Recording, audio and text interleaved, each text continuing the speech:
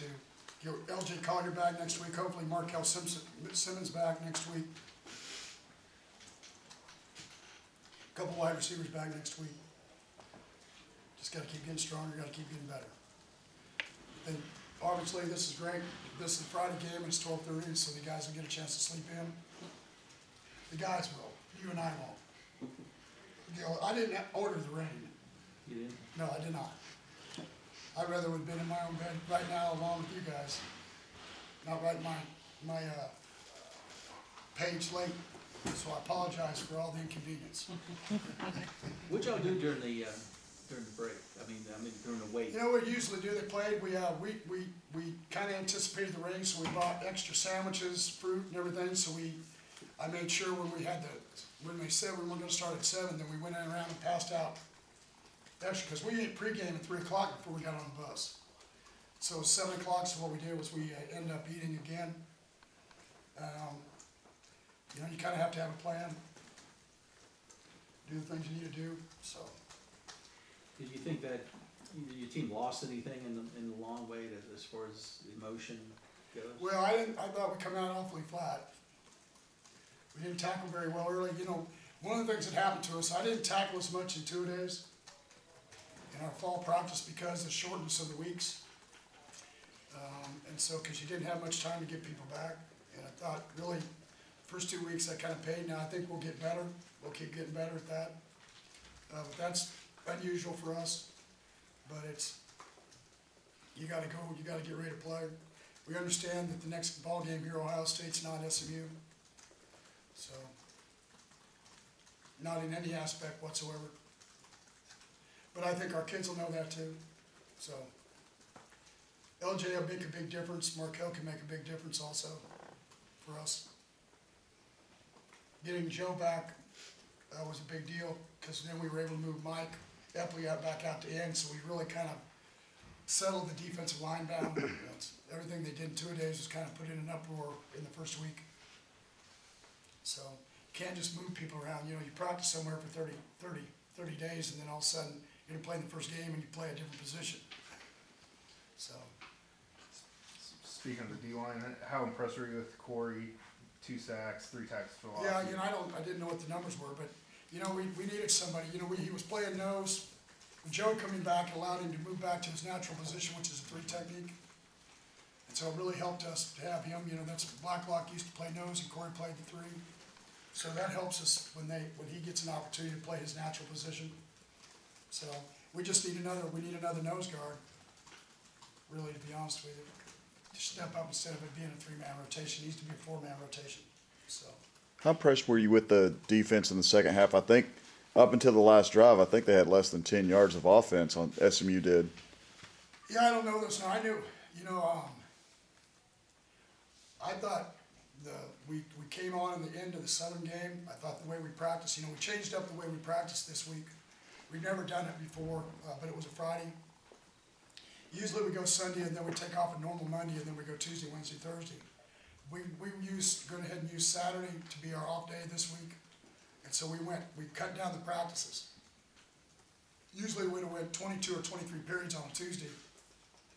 And what we did is we took 2 days of practice and we put it into 3. And so we went to about 17, 18 periods, so about an hour and a half instead of almost 2 hours, which I think, and then about half of it would be outside, and then we went the rest of it in the indoor, in the air conditioning.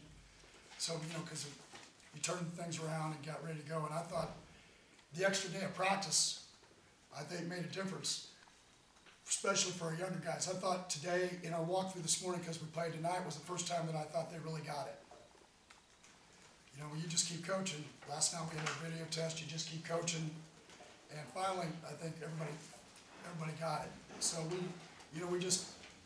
we just got to understand that, you know, you got to run the whole plan. When you play some people that are going to be as good or better, you better have everything in your arsenal. You better be able to play everything that you can play to be good at it. So we were able to do more of that in our defense today than we were last week. So. Talk about the 78-yard punt return by Cavante. It seemed like it really brought you guys to a different level there. Yeah, you know, it's he did that.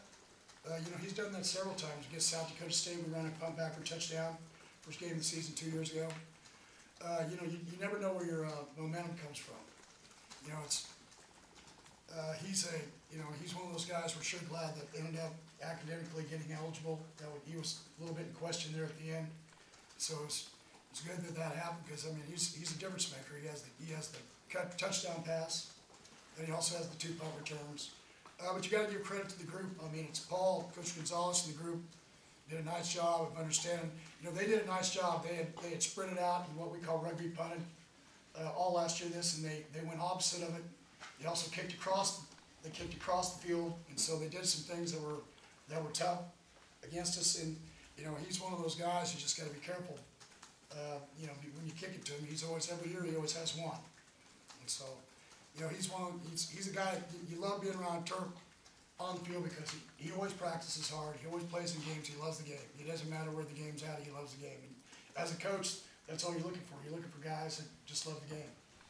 Speaking of momentum, how impressed were you with the defense after Sean's interception, and then Sean secondly coming back with leading the touchdown drive there too? Well, yeah, it is. And, you know, again, you gotta give also Mike Collins, comes in, runs for a touchdown, runs the offense. I think, you know, that's the biggest thing. And I think one of the things we're gonna have to, I think Sonny's gonna have to do is we're gonna have to get Mike in earlier, just because of the duration of the full season. Of getting in where you get him a series, where you give him a break, watch from the sidelines, and, because that's just a lot of plays. So, I mean, that's the head coach talking, that's not the offensive coordinator talking. I'm just saying to you is, to make it through a full season, I think a rotation, not necessarily anything like that, but earlier in the first half, possibly sometime, just for the simple reason, I think the guy's talented, and he gives a gig. Sometimes watching on the sidelines, it's a lot different seeing, you get a different perspective than you do watching from behind the center. We had the freshman center, had 1 punt, you know, went over our head, we didn't do it, and then we were having troubles with our snaps in the first half. We got those corrected on offense, which is hard because you're always reaching for a ball. You can't run the zone read the way you want to. You can't get the ball in your hands out the way you want to. In the second half, we did a better job of that. So, Yeah, with the quarterback situation going forward, do you think like a series a half, or do you think? well, I don't know. Like I said, that's the kind head of coach spitballing talking. right now. Okay. You know, I'm not one of those guys that does that. I think they have a better feel for it, but my thing is a suggestion of making it through 10 more games. If making it through 10 more games, you know, there's just things that, you know, those other quarterbacks can do, and they can keep you healthy, especially certain plays. And so, Where do you have to make your biggest jumps for next week? well, I mean, you know, your abilities you have, your abilities you have. You know, it's, like I said before, last year we were ranked really low and probably should have been ranked higher.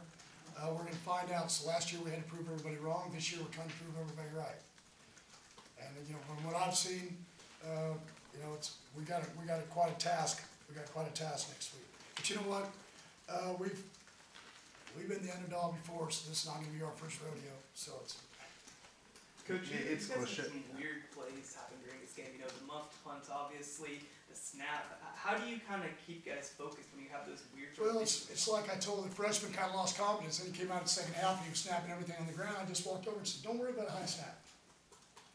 And it's my job, calm everybody down. And you guys may not think that I'm that guy. Okay, calm people down. Don't watch the delivery. Listen to the message. Okay, been doing it for a long time. 21 years, 36 years total. And he had better snaps in the second half on the punt than he did in the first half. You know, just snap it. It's okay. You know, and so a little bit was the punter. You don't need to look at the rush. Just catch the ball, get the punt off, go about your business. You know, we had a couple snaps offensively. You can't do those in bigger ball games if you want to be. But you know, again, it's good to learn when you win. You know, the good thing for us is we're going to get a chance to have a day off tomorrow. Kids are. You know, we'll come in the morning, grade this. We'll grade it. We'll have a meeting, and on Ohio State, I'll start watching cut-ups. I think they come on at 2 o'clock, watch the ball game, probably go to dinner with my wife, and then come back and work the rest of the night. I know it's cliche, but you think the slow start had anything to do with looking ahead to Ohio State at all? Oh, I think, you know, I don't know. You know, number one, we played that. It was on the field. There was people that said it was anywhere between 130 and 142 last week. You know, that was one of the reasons why we practiced the way we did. You know, if you watch that film on that grass and do it, we look awfully slow. So hopefully y'all think we look awfully slow. We didn't look as slow tonight. The thing I would tell you Sean needs to do that he was doing during two-a-days, but he's not doing now, is he needs to put more air underneath the ball when he throws the deep ball. You know, we're not giving him a chance to catch it. We need to give him a chance to catch it. You know, they can only catch the ball that they can catch. You don't give them an opportunity they can't catch it, so. We need to do a better job. We overthrew them last week, we overthrew them tonight. We need to not be doing that. What did you think of Sean's performance overall? You know, we won 42-12, but offensively overall, I thought we were okay. I think we had two big punt returns, we had the defense score. You know, for us to win and be a dynamic offense, so we're gonna have to do a lot better job than what we did tonight. But you know, they didn't practice like they did going into the Southern game. And so that'll be something probably be talked about. You know, there's no such thing as, all of a sudden, the old cliche is you get ready for the games you're supposed to win, and the big games take care of themselves. If you don't do it, I think I saw a stat where we've 6 times we've had over 12 game winning streaks. Since we've been here, well, to do that, you have to have continuity, and you have to have a plan how to do it. It just doesn't happen besides good players. And so you do that because you get them up for the games they're supposed to win, and then you guys get them up there, listen to the newspaper and all the fans, everybody else for this game next week. But you know, like I told them, I said nobody's going to care about the game next week if they don't win this game. I said the other thing is you're playing in front of every college football player in the nation tonight. Because everybody's on a Friday night that's going to get ready to play tomorrow morning or Saturday afternoon or Saturday evening. They're all watching Friday night football. And so, to me, one of the things, even though I don't like it for high school purposes, but you know, in state here they play on Saturdays and everything else. It's good for us to get an opportunity to be able to do that. So, it wasn't spectacular by any means, but we got to 162. The seniors got to 42, and we're 2-0. So that's what I told you, part of tradition. They're now part of anybody that's a senior is part of whatever we've won in the last 4 years. Now they're part of the 2 this year. And then we're 2-0, and then we're 42 as a senior group. So now we're going to try to get to 43 and 3-0 and 163. See how you can do that. Without having a chance to look at the film, what was your general impression of how your offensive line did? I thought they did a lot of movements, and I thought we didn't handle it very well. Protected the quarterback pretty well, though. Yeah, against the pass we did. I thought against the run we did not do a very good job. I mean, you could look at, we ran for a lot of yards, but we had a lot more opportunities to probably, I thought our running backs got a lot of yak yards after contact.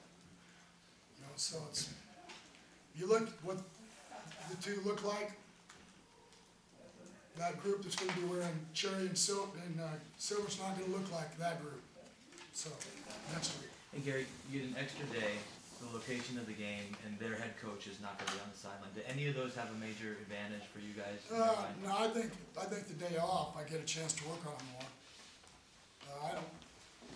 The coach on the sideline, I don't think is an advantage because he's back in the office and he's doing all the game planning, and they'll probably be on the phone talking to him. I mean, I would try to be. I mean, so. I don't think you can. Well, I understand what you can, you can't. Thanks, everybody.